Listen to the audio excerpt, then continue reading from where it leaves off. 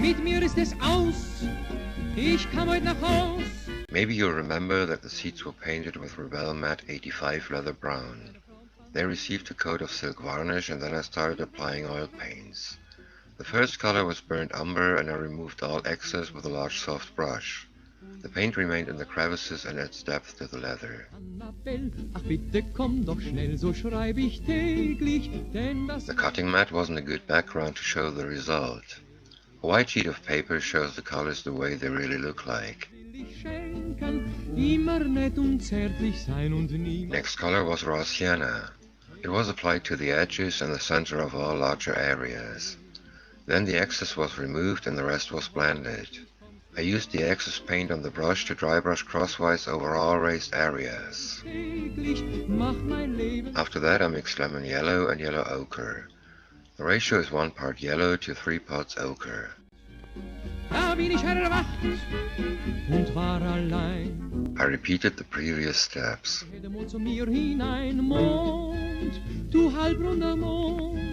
Weil du weißt, wo sie wohnt. Schau ins Zimmer zu ihr, bringe Grüße von mir. Annabelle, ach bitte komm doch schnell, so schreib ich täglich, denn das Leben, Annabelle, ist nur mit dir. My plan was to apply a very light mixture of white and yellow ochre, but then I came across this pic. The trim on the top of the backrest is missing. Jeden Tag 10 muss ich betrübt am Bahnhof stehen, wo ich träumen kann. Sometimes it's really tough when you think you've got a nicely detailed kit and then having access to great reference material. The upper part of the windshield frame doesn't even come close to the actual part of the car. The mounts for the visors are a work of imagination but not of replicating the real deal. And keep in mind that the kit only has one visor. First thing to do was removing both mounts. I used my motor tool and the flexi shaft to do this. A quick and easy way, it took less than 2 minutes. All in all, the upper part of the frame was too, well, skinny. I decided to beef it up a bit to come closer to the actual car. I used a piece of 0.4mm styrene sheet and pulled the ends a couple of times over the edge of one jaw of the pliers. That gave the piece of styrene the curved shape. Then I taped it to the upper edge. I used a pencil to draw along the opening for the windshield.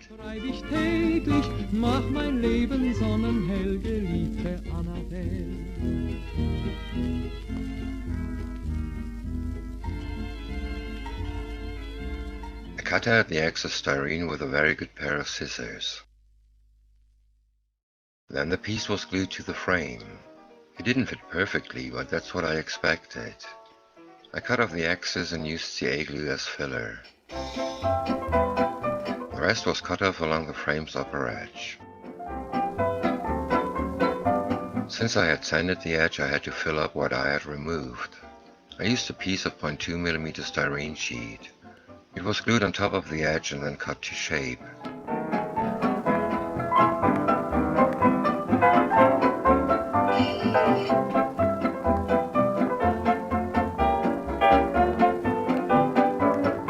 On the front edge of the frame there should be a lip. Its purpose is to keep the soft top wind and watertight. I used a piece of stretched through to replicate it. Here to me extra thin was of good use because it doesn't melt the material too much. All that was left to do was sanding the sprue flat. And then it was time to take care of the dashboard. Actually not my favorite job because dry fitting revealed some gaps. I had no idea how to deal with it at that point. Anyway, there was one switch under the radio to replace because I had sanded it off in the process of sanding the seam lines.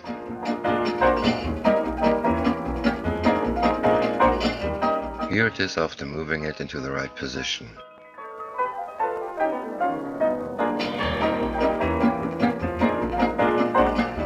In the meantime, I found a possible way to deal with the gaps I talked about. I decided to add some styrene to the upper edge. At first I glued a piece of 0.5mm styrene sheet to the back of the dashboard. This should act as a support for the actual part. I cut and sanded it roughly into shape. Then I glued 2 pieces of 0.4mm styrene sheet on top of that. I sent it into the expected or estimated shape. That took quite a lot of time, and in the end there wasn't much left of what I had glued to the dashboard.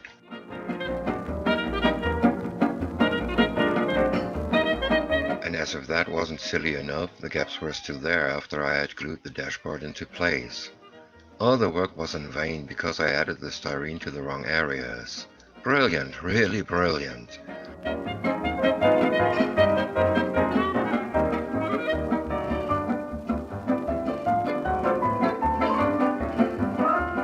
And then I saw these scratches on the dashboard. At least they were easy to remove. Since I really like using CA glue as filler, I used it again for these huge gaps. I didn't want to use putty or thin putty because I would have had to sand it smooth in these corners. I knew that I wouldn't have been able to do that.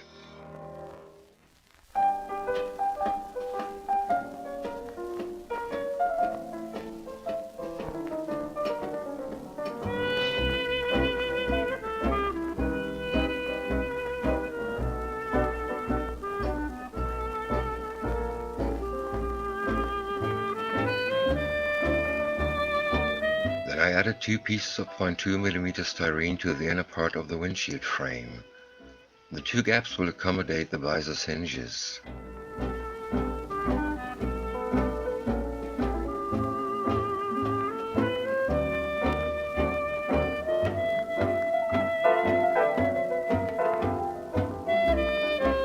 Meanwhile, the CA glue in the corners had cured thoroughly and really done its job. I guess you can see it quite well. It's still transparent but has a light whitish hue.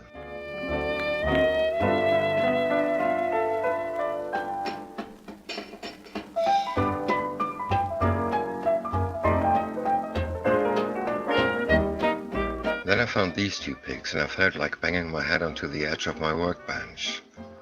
While I already knew that the styrene bits were obsolete, now I found out that even filling the gaps with CA glue was unnecessary work. The inner frame of the windshield would cover everything. But then I also saw that the dashboard doesn't sit in the same position as on the actual car. Dry fitting determined this position. The instructions weren't really precise. Nonetheless, I wanted to add my interpretation of that frame. At first I thought about using sprue again, but then I decided to use rubber thread. This stuff is easy to use and can simply be glued with CA glue. These pics also revealed that the actual switches were bigger and longer than those on the dashboard. That's somewhat strange, because you'd rather expect the kit parts to be out of scale. The switches were made from stretched sprue.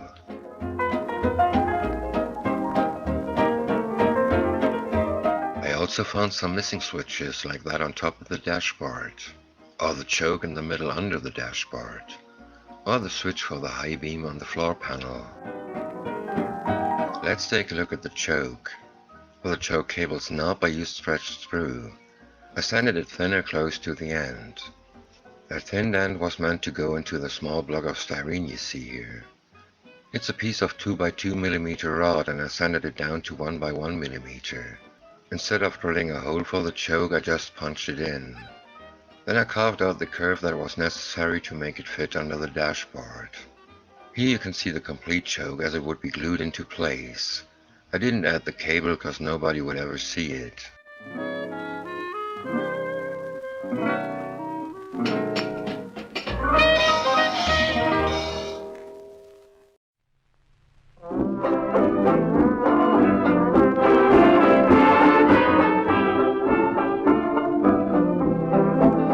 And now for the switch on top of the dashboard.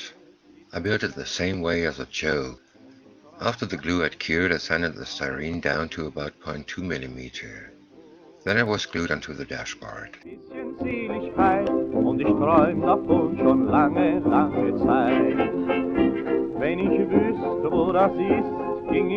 I noticed that the second switch on the left-hand side was in the wrong position, so I glued it where it belonged a little later. Irgendwo auf der Welt fängt der Weg zum Himmel an. Irgendwo, irgendwie, irgendwann.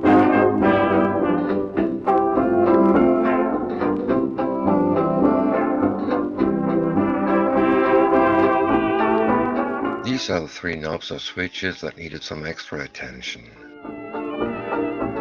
After that I built the handbrake handle. I used a piece of 1mm copper wire that I had heated in an open flame till it was soft. I squeezed one end with a pair of flat pliers, bent it and sent it into the desired shape. I thought I'd rather be able to do it the way it looks now than the actual handle. To me it looked too complicated. Of course I needed 2 clamps for the handle. I taped a piece of copper wire onto the cutting mat, cut a 0.5mm strip of aluminum foil and bent 2 pieces of foil around the wire.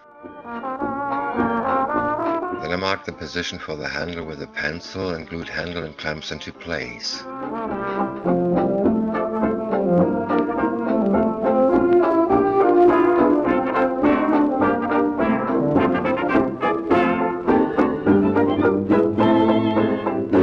Last part I had to build from scratch for this sub-assembly was the switch for the high beam. I just used a short piece of 1mm copper wire, drilled a matching hole and glued the wire into place. The end on the engine side of the firewall was sanded flush.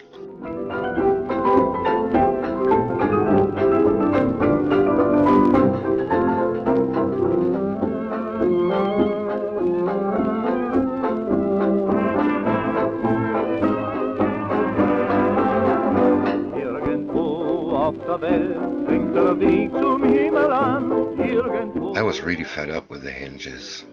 There was another attempt before this one, but they looked so wrong and simply horrible that I decided not to use the pics for this update.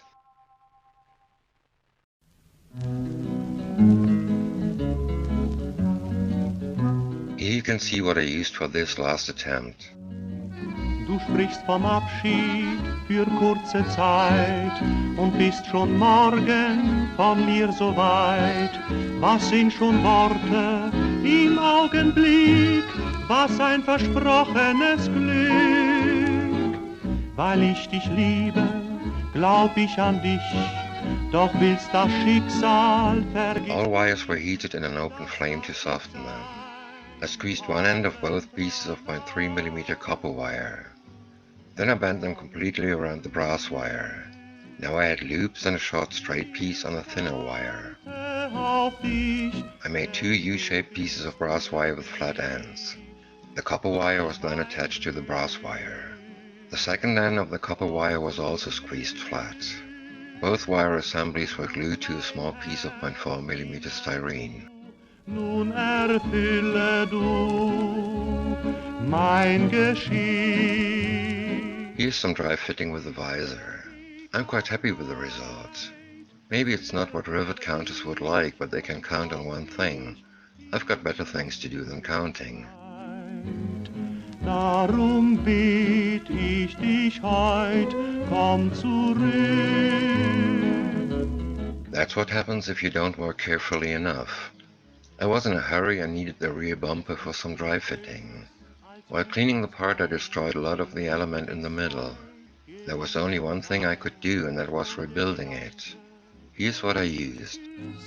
Dass du wie ich glücklich bist, den einen Menschen auf dieser Welt, der nur für dich lebt, der zu dir hält. I marked the middle of the bumper as I did with the styrene strips. I bent the thickest and widest piece the way I had described earlier. Then I glued all strips onto the bumper, beginning from the upper side.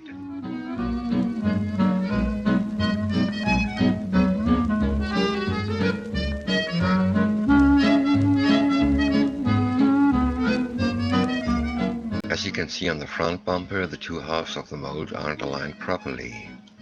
I haven't decided yet if I sand this into the right shape or if I remove the element and rebuild it like on the rear bumper. Since that turned out even better than I expected, that might be the best way. Darum bitt ich dich heut, komm zurück.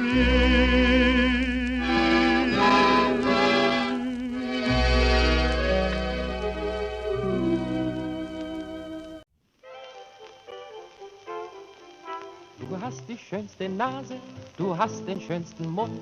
Doch das ist zur Ekstase noch lange nicht für mich der Grund. Auch muss ich anerkennen, dein Grübchen unterm Kinn. Ich könnt noch vieles nennen, worin verliebt ich bin. Doch ich bin jetzt ganz ehrlich und erklär, das wäre alles nichts, wenn eins nicht wäre. Ich bin ganz verschossen in deine Sommersprossen. Die kleinen und die großen sind meine Freunde. And here it is. It's just a shelf that sits above the spare wheel. I was glad to see that the pieces I added to the inner side of the hood aren't too far away from reality. Here we can see some kind of clamp to keep the spare wheel in place. Since there was no spare wheel in the kit, I'll try to build one from scratch that I'll cover with a tarp. The shelf won't be too difficult to build. The stand for the hood seems to be simple. Here it's a shock absorber, but I guess it was actually some thick steel wire. You'll see the result in my next update. That's it for now. Dunkel, sonst merkt's vielleicht die Tigerin und sieht da ihre Tupfen.